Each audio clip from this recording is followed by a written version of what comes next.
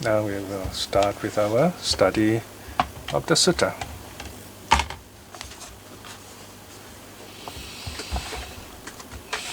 Alright, today's sutta is called the Ariya Pariyesanā Sutta, the Discourse on the Noble Quest.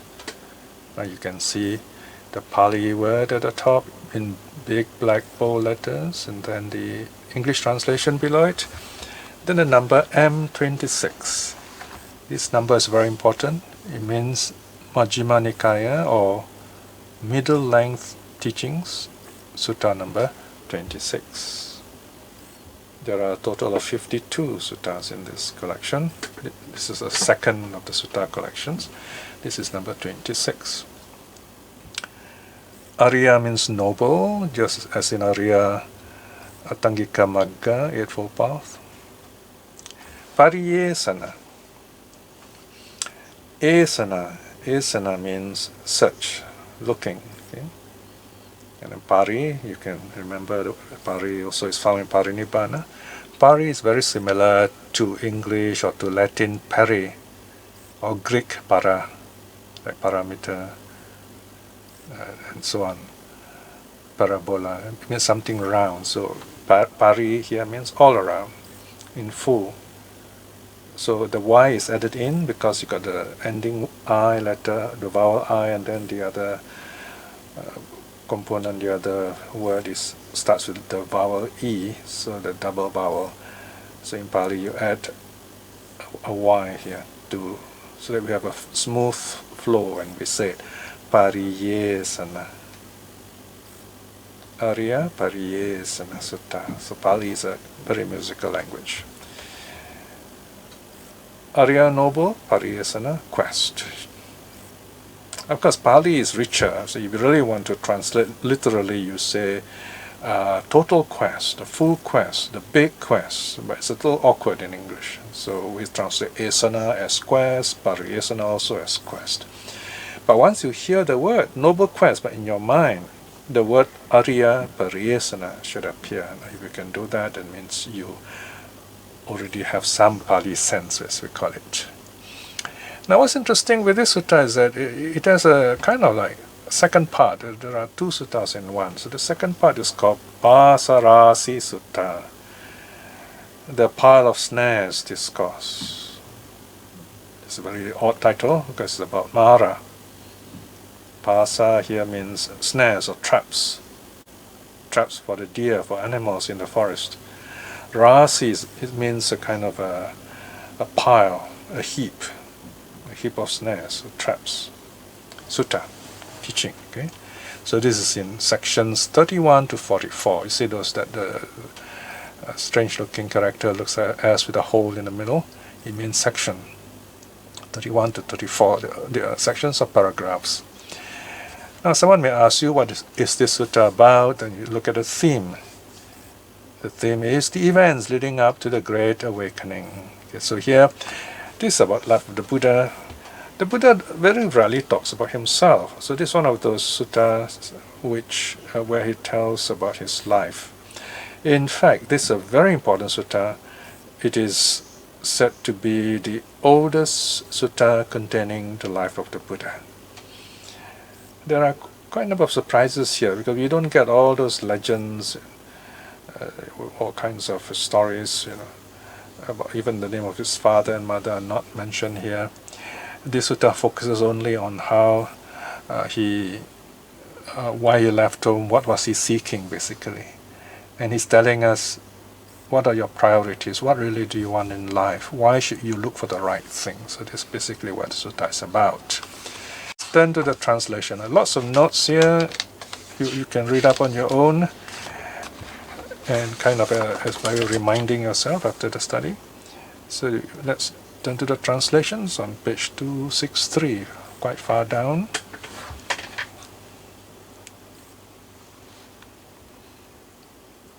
Yeah, some more down. You'll see the title again. Okay. Right, here we are. Okay. As usual, the sutta starts with, "Thus have I heard, as Ananda is telling us, relaying to us the sutta, thus have I heard, at one time the Blessed One was staying in Anathapindika's park in Jeta's Grove near Savatthi. So this is where the Buddha is located. We are reminded the Buddha has appeared in our world, so the teaching is there. Don't go for other potted down teachings. This is the real thing, get to the real thing. And with this real thing we can practice, we can go deeper by ourselves. Okay? At one time the Blessed One was staying in Anathapindika's park near Savatthi. When it was morning, the Blessed One dressed and taking his bowl and outer robe, went into Savatthi for alms. So this is the kind of typical morning. The monk gets up and then puts on his outer robe, the upper robe, chivara it is called, nicely wrapped up, both shoulders covered, bare feet, bareheaded, holding the bowl in his arm, and then walk. Once he's out of the monastery, he will walk very calmly, looking down in front, about the length of a plowshare, 45 degrees down on the floor. A good, well-trained monk would not look around. Maybe just a while it looks up to make sure it's going the right way, and there are people waiting to offer alms. So he goes into Savatthi for alms. So this early in the morning, when people are just beginning to start work, not much traffic, so it's a good time for monks to go for alms. And then, like when I was in Bangkok, I remember by 7 a.m. the streets would be busy, so no monk or novice would go out to the streets for alms at that time. So we normally start around 5, some even start as early as 4. But of course, if you're too early, there'll be no people giving alms. So around by 6:30, certainly before 7, we should be back in the monastery. 2.2. Then a number of monks went to the Venerable Ananda.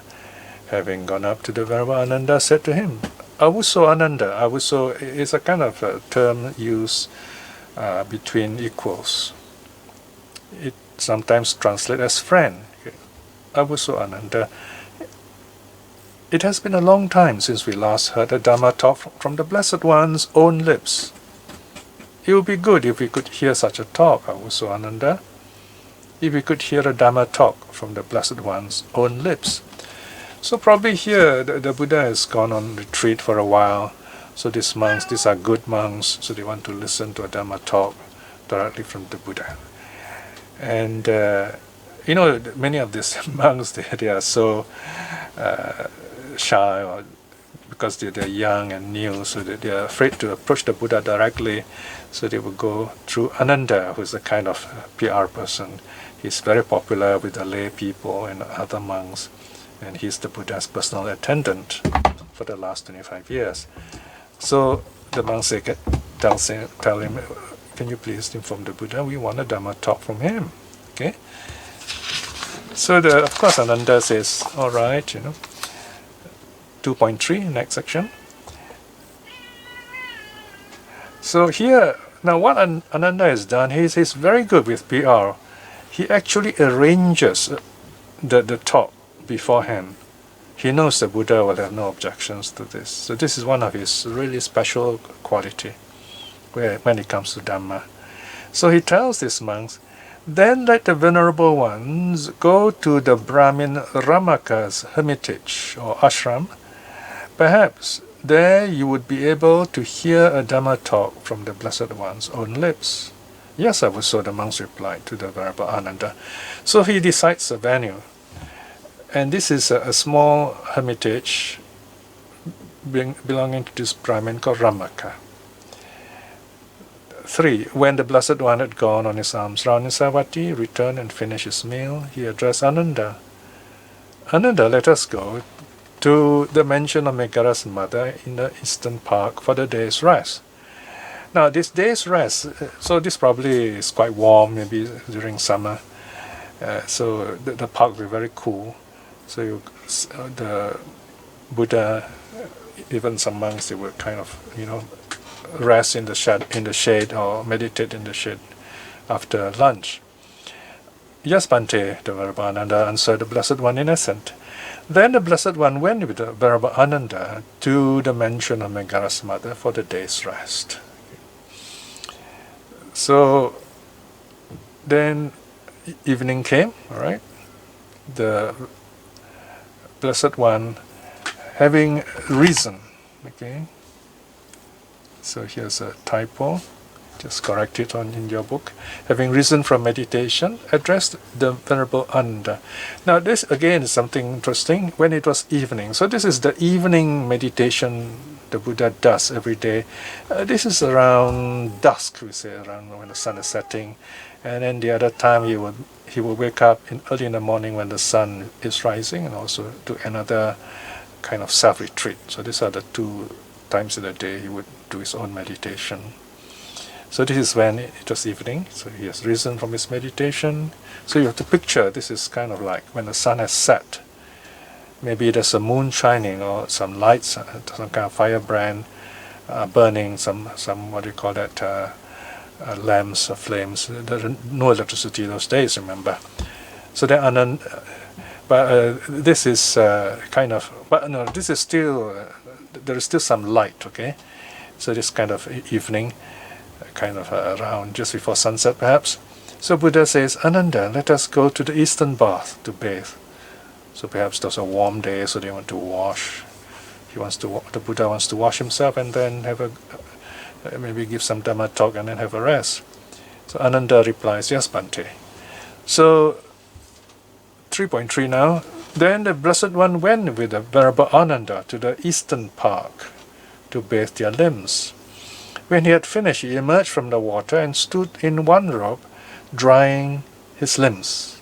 So this one robe, of course, is the sarong. Okay, so he's wearing the sarong and then drying himself, and then he will wrap another sarong around the wet one, remove the wet one, and then put on the robe in stages like that. Then, now this is the time when Ananda announces to the Buddha about the gathering he has planned for the monks. 3.4. Bhante, the Brahmin Ramaka's hermitage is nearby. Delightful, Bhante, is the Brahmin Ramaka's hermitage. Pleasing, Bhante, is the Brahmin Ramaka's hermitage. It would be good, Bhante, if the Blessed One, out of compassion, went to the eastern park. So here, notice Ananda doesn't say, please give a talk, or these monks want you to give a talk. He said, let's go there. I mean, it's obvious where monks are concerned and the Buddha is concerned, wherever they go, it's Dhamma talk. It's never small talk. So here Ananda politely tells the Buddha, this is a good place. Meaning it's quiet, peaceful, conducive for meditation or Dhamma talk.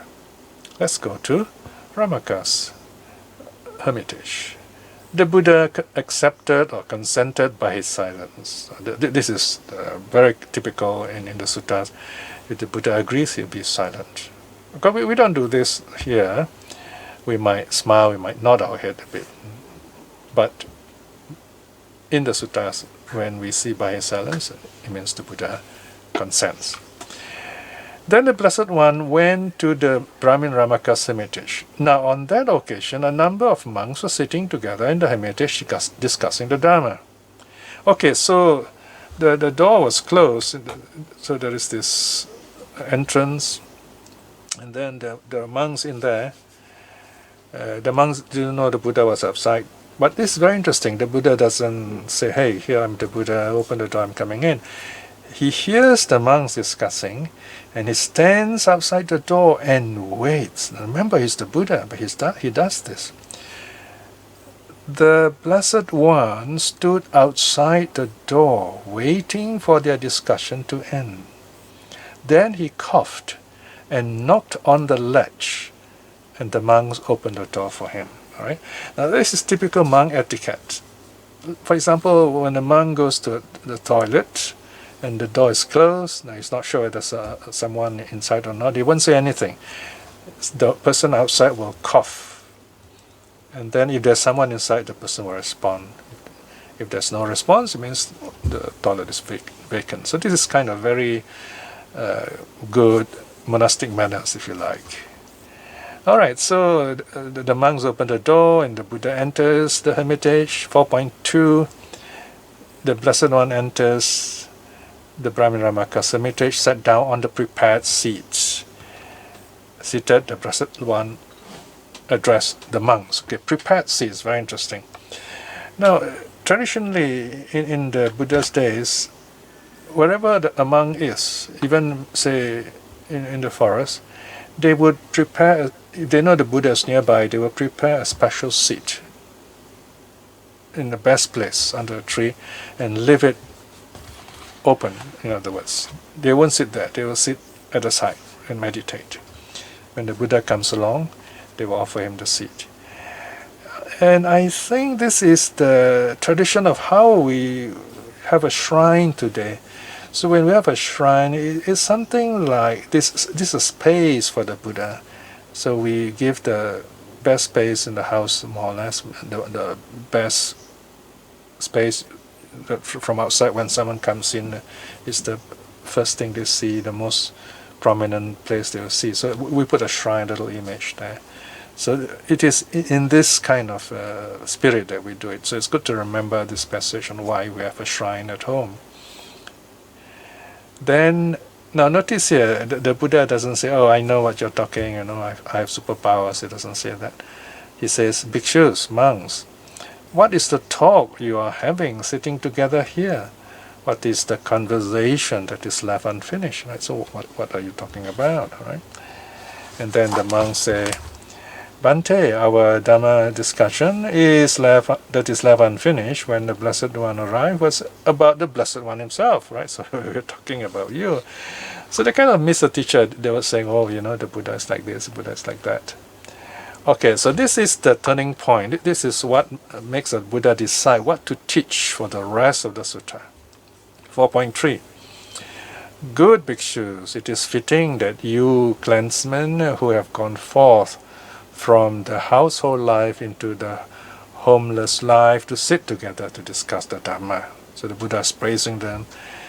When you gather together, bhikshus, there are two things you should do. Talk Dhamma or keep noble silence. So here's the famous locus classicus, the source of noble silence. Right? But what does it mean? Now, look at the context. The Buddha says, if you gather together, monks, you either discuss Dhamma, of course talking about the Buddha is included in discussing Dhamma, or keep noble silence. Here means you go into meditation, especially deep meditation to jhana meditation. That's the meaning. Of course, in the broader sense, it also includes practicing mindfulness, like reflecting on impermanence and so on. Okay. So this is the meaning of noble silence. Then the Buddha begins his talk about himself. So this is one of those very beautiful occasions when he's talking about his own struggle for awakening. But here again, he's not telling like a historical account of what he did. He's telling us, what did he do? Why did he do it? What happened after that? How did he awaken? Basically, this is what he's going to tell us. Section 5. Bhikshus, there are two kinds of quest, the noble quest and the ignoble quest. Okay, this is the theme, the thesis. Noble quest, Ariya Pariyesanā. Ignoble quest, Anariya Pariyesanā. And then he defines what he has just listed. And what bhikshus is the noble quest. Here bhikshus, someone being himself subject to birth, seeks what is also subject to birth. So this is ignoble, okay? This is the negative one. Being himself subject to decay, seeks what is subject to decay. Being himself subject to disease, seeks what is also subject to disease. Being himself subject to death, seeks what also is subject to death. Being himself subject to sorrow, seeks what is also subject to sorrow. Being himself subject to defilement, seeks what is also subject to defilement. Alright? Now on the right hand side, you see the Pali words for the keywords which are underlined. subject to birth. Jati Dhamma. Okay? And so on. So this, in case you want to learn Pali, the keywords are there. It's useful to remember some of these words. Later on you might find them useful. Alright, so now this is the second part. The Buddha gives a paragraph and then it's going to elaborate on each line. So you can see the number 6 brackets 1, that is the first line. And what bhikshus may be said to be subject to birth. So here remember the Buddha is saying some people, they are born and they look for something which is also born. In other words, impermanent. Wife and children are subject to birth. Men slaves and women slaves are subject to birth. Goats and sheep are subject to birth. Okay, now go further down. Fowl and pigs are subject to birth. Elephants, cattle, horses and mares are subject to birth. Gold and silver are subject to birth. These acquisitions, bhikshus, are subject to birth. One is tied to these things, infatuated with them, addicted to them, being himself subject to birth. 6, but is also subject to birth. Okay, so here now the Buddha is talking to monks. He's basically reminding the monks. He says, look, now you're monks, you're not going to look for all these things, these acquisitions, this accumulation of things is going to burden you. All these are subject to birth. What's the big deal about being subject to birth? It means it's impermanent. It's going to be, whatever is born must also die. Okay, so these are the things. They are like that. Notice gold and silver are also said to be subject to birth because they have to be mined and then purified and so on in that sense. All right. Now then the Buddha says, part 2, okay, and what bhikshus may be said to be subject to decay.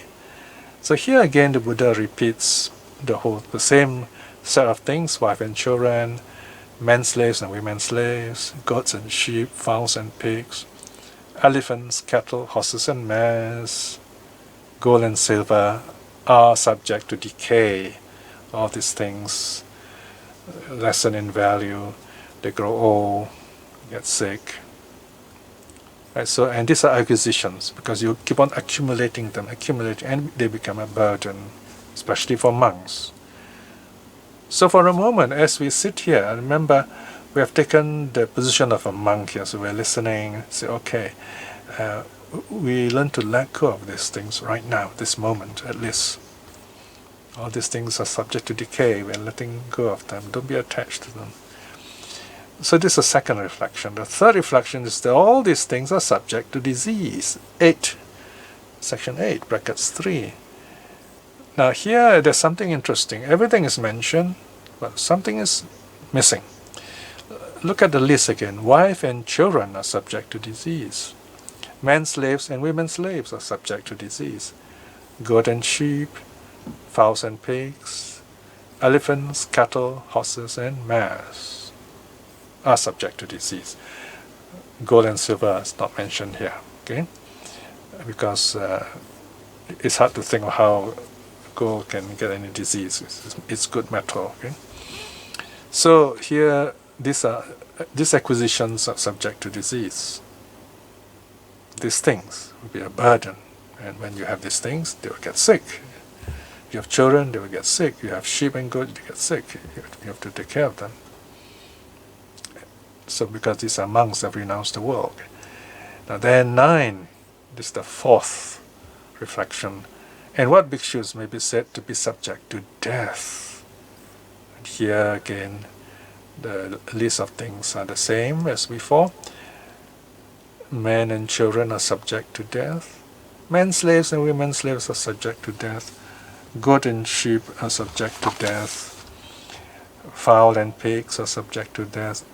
Elephant, cattle, horses and mares are subject to death.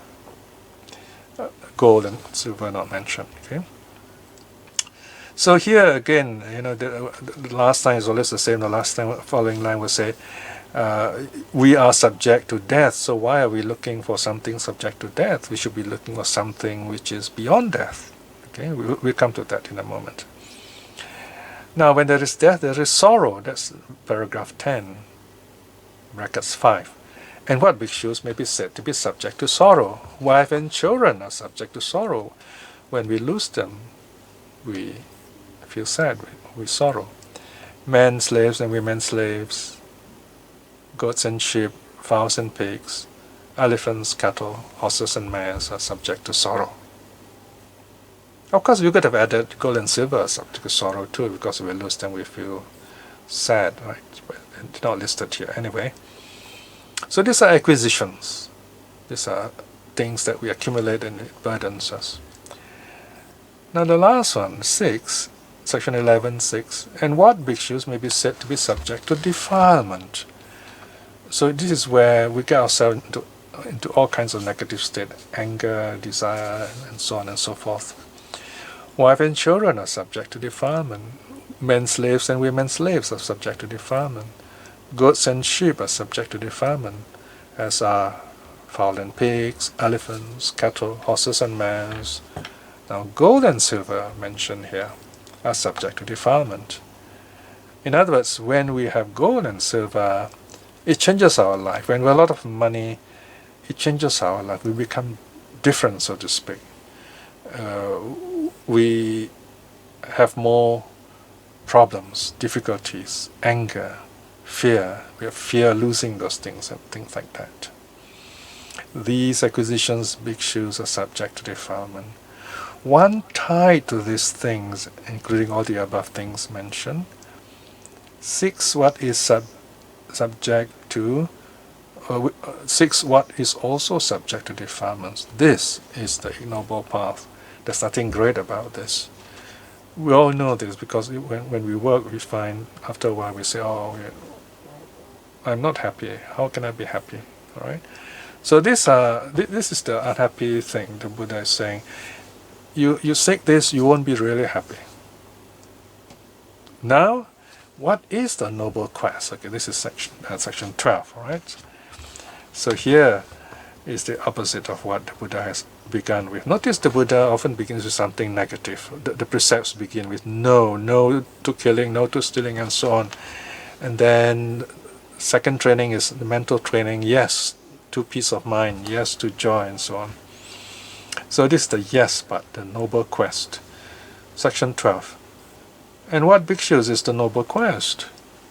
Here, bhikshu, someone being himself subject to birth, having understood the danger in what is subject to birth, seeks the unborn, supreme security from bondage, nirvana.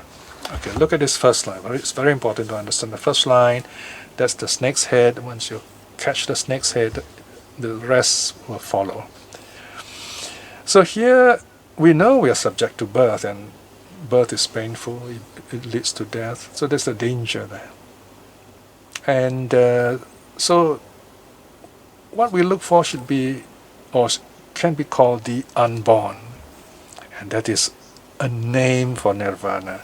It's something that describes nirvana. Okay? Because nirvana cannot be talked about, it cannot be described, but cannot be really put into words. But here, if you want to use words, you can use unborn. It is a negative term. Okay, not born, right?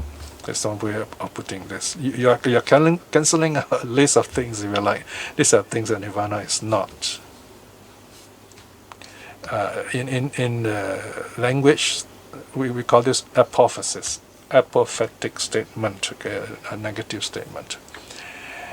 Being himself subject to decay, having understood the danger in what is subject to decay, things that can become bad, fall sick, he seeks the undecaying, supreme security from bondage, nirvana. The supreme security from bondage. This is often a term used for nirvana.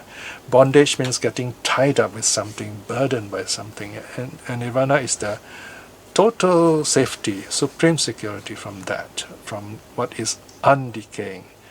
Nirvana is unconditioned, so you can't say it decays, it is undecaying. So now the Buddha says, seeks seeks the disease-free, supreme security from bondage, nirvana. Next reflection, being himself subject to death, having understood the danger in what is subject to death, seeks the undying, supreme security from bondage, nirvana. Okay, undying, the Pali word is amata, amata. Some people have translated this as deathless, but it's a bit tricky when we say deathless. It gives like a kind of, there is death, but so here death is not present. So undying would be a kind of helpful translation. Nothing dies there. It's nothing to do with death, if you like. Maybe something like death-free. Being himself subject to sorrow, having understood the danger in what is subject to sorrow, seeks the sorrowless, supreme security from bondage, nirvana. Sorrow-free, no sorrow. That's nirvana.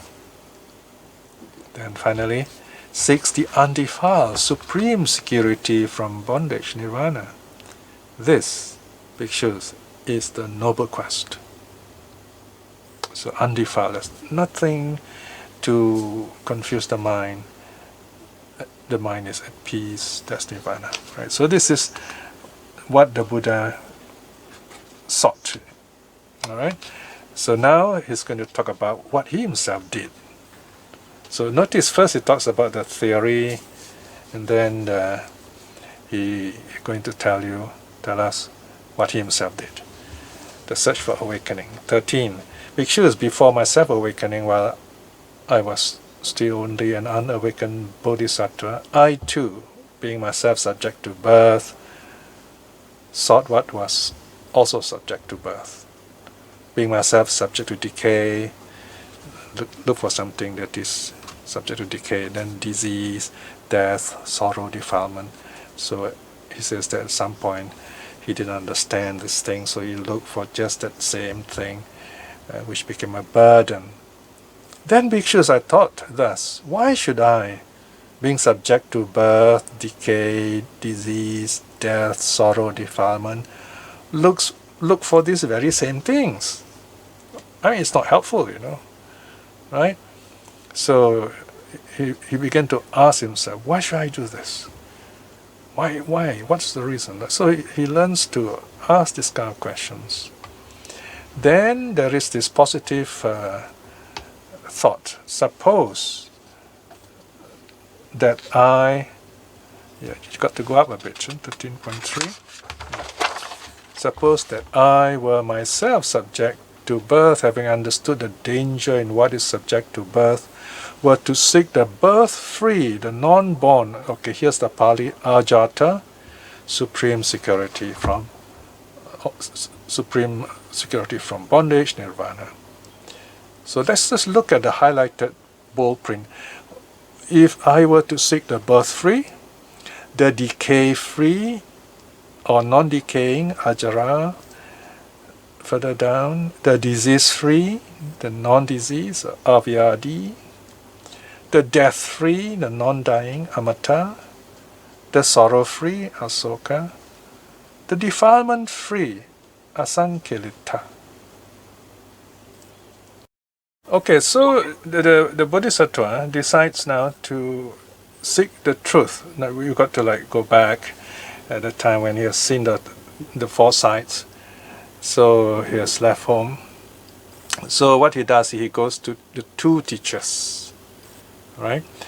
Now there are some teachers for strange reasons say that the story of the two teachers are not true. They were inserted later, and so on. There's no good reason to say so, because you find this story is found in the very important sutta in the Majjhima Nikaya here. So the two teachers are Āḻāra Kālāma and Uddaka Rāma. Now some surprises are going to coming in store for us in a while. Section 15. Having gone forth, so having left home, in this way, bhikshus, in quest of the wholesome, this is the noble quest, also called the quest for the wholesome, Seeking the supreme state of sublime peace. Notice nirvana is not mentioned here. The sublime peace, the answer to all the world's problems, so to speak. I approach Āḻāra Kālāma, and having approached, said to Āḻāra Kālāma, Avuso Kālāma, I want to lead the holy life in this Dharma Vinaya, Dharma and discipline. Then bhikshus, when this was spoken, Āḻāra Kālāma said this to me, the Venerable One may stay here. This Dharma is such that a wise man can soon attain and dwell in it, realizing for himself through his own direct knowledge with his own teacher's doctrine. All right, so this is first meeting with Āḻāra. So here, notice what the words used here. Dhamma Vinaya. This is the same word we use in Buddhism too. This shows that words like Dhamma Vinaya, they are common vocabulary. Okay? So Dharma means teaching, Vinaya means discipline, right? So Āḻāra has both this practicing the Dhamma as well as following rules. This is very important because we see, for example, nowadays modern psychology is using Buddhist meditation, but we well know if you just use meditation without keeping the precepts, it's going to be difficult to practice to get the real effect that we want. So this precepts aspect is the Vinaya aspect. Vinaya removes the negative aspects in our minds and hearts, and so that the Dharma can find its rightful place to transform us. So here Āḻāra says, oh yes, of course, you can join us, and through your own practice you will directly experience this teaching which I have myself discovered. Okay.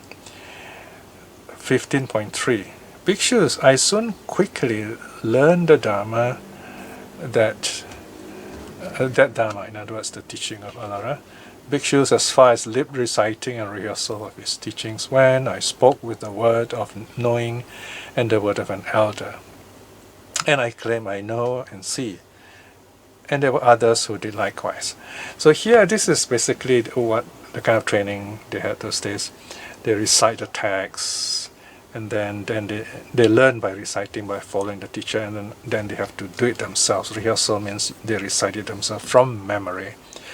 Now, what is not said here is very interesting. The question is, what did he learn? Now, this is just a theory. My guess is that he must have learned some Upanishads, some of those forest teachings of the Brahminical tradition. Because in the suttas you find him countering many of those ideas like the self, the soul, and so on. So this is the teaching he received, and he learned them, understood them. He understood the meaning of the words, and he understood them the way his teacher, here the elder, the way his teacher does. 15.4. Bhikshus, I taught thus. It is not through mere faith that Āḻāra Kālāma declares. By realizing through my own direct knowledge, I attain and dwell in this Dharma. So it's not just faith. This Āḻāra is wise. Certainly, Āḻāra Kālāma dwells knowing and seeing this Dharma. Then, bhikshus, I approached Āḻāra Kālāma, and having approached, said to Āḻāra Kālāma, Avuso Kālāma, in what way do you declare that by realizing for yourself through your own direct knowledge that you attain and dwell in this Dharma? So basically the Bodhisattva is asking, what is this level you have attained? Bhikshus, he declared that it was the base of nothingness. Okay, the base of nothingness is the second highest of the meditation available those days, or even today if you like. This is the third of the four formless attainments. Okay, the third of the fourth, second last one. So it's very high, second highest if you like. So that's all Āḻāra had to teach him. Āḻāra says, well, I teach base of nothingness. In other words, this level of meditation is so deep, this jhana is so deep that the meditator focuses on nothing. The object of meditation is nothingness, very advanced. There is no object, in other words, or nothingness is the object. Of course, for us, we can only talk about it. So here, this is what the Bodhisattva reflects. Bhikshus, so now he's reporting to the monks. Bhikshus, I thought thus. Not only Āḷāra Kālāma has faith, I too have faith. Not only Āḷāra Kālāma has energy, I too have energy.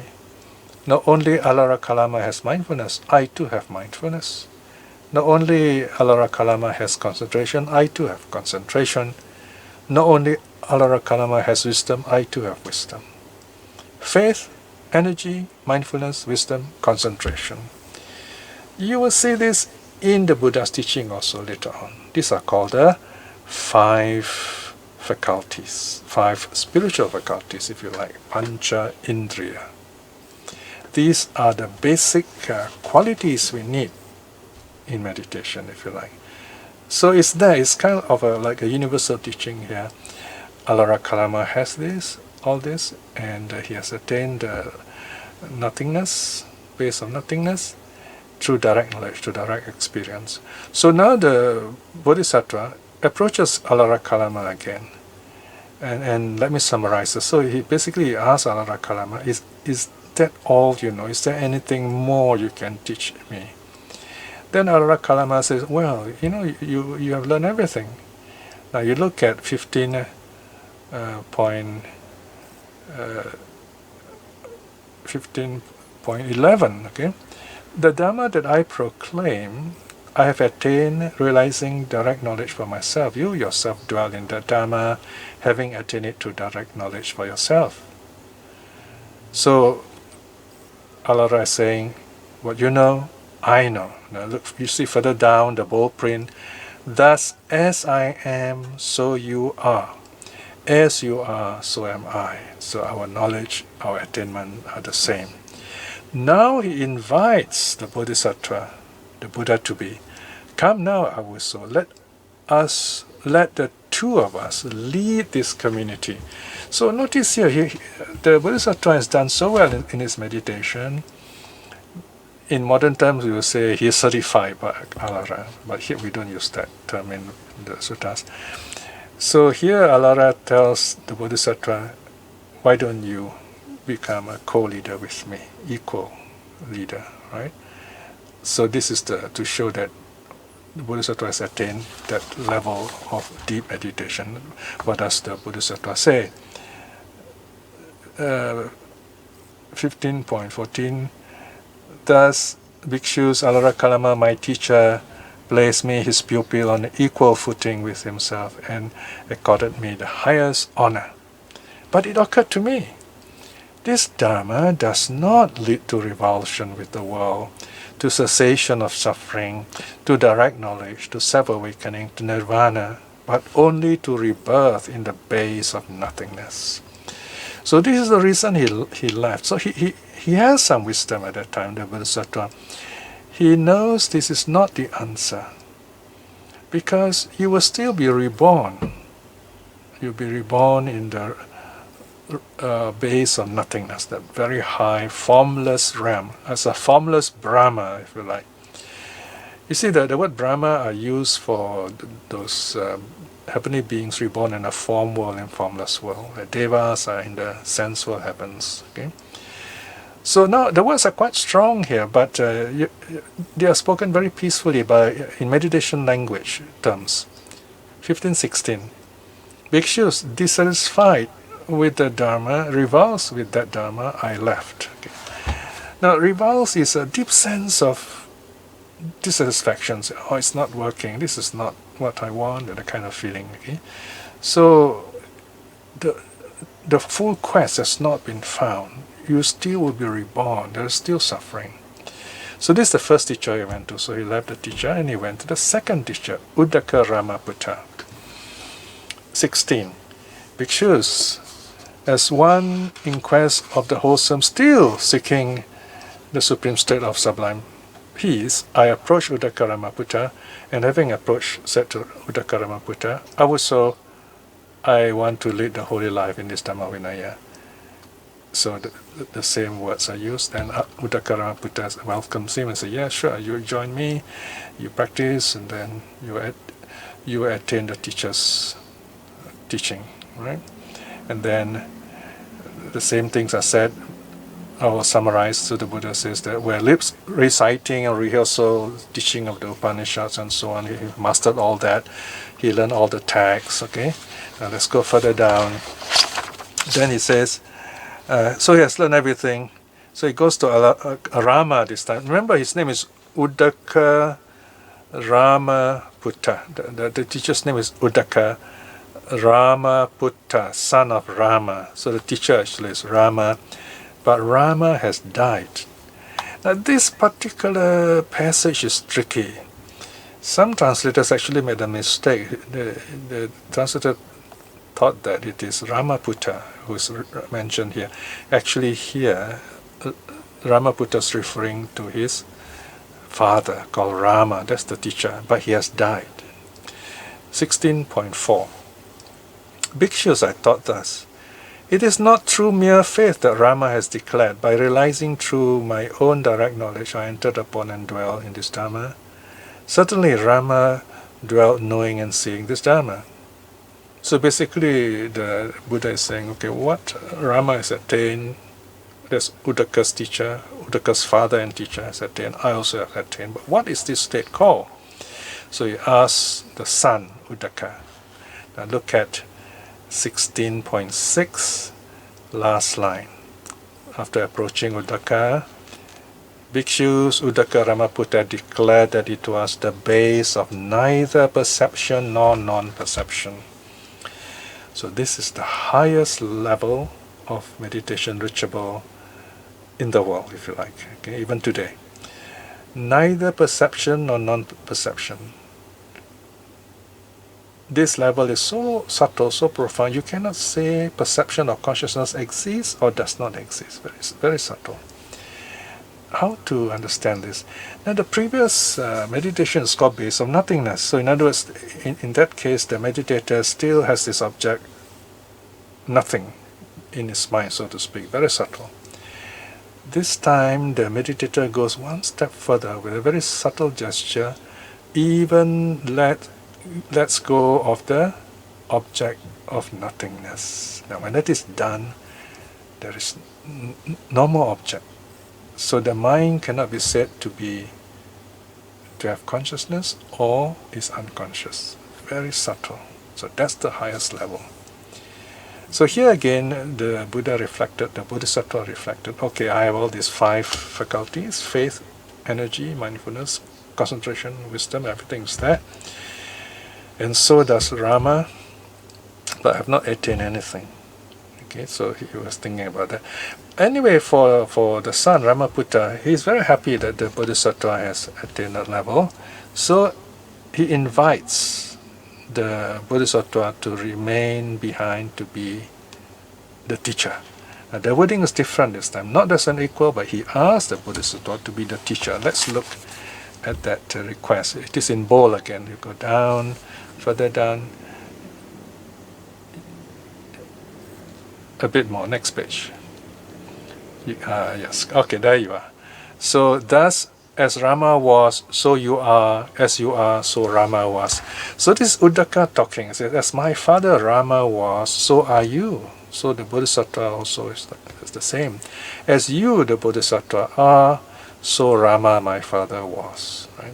So he's referring to his late father and the teaching. So Uddaka, in other words, has not attained a very high level. So what does Uddaka says? 16.13. Come now, Avuso, lead this community. So here we see something different.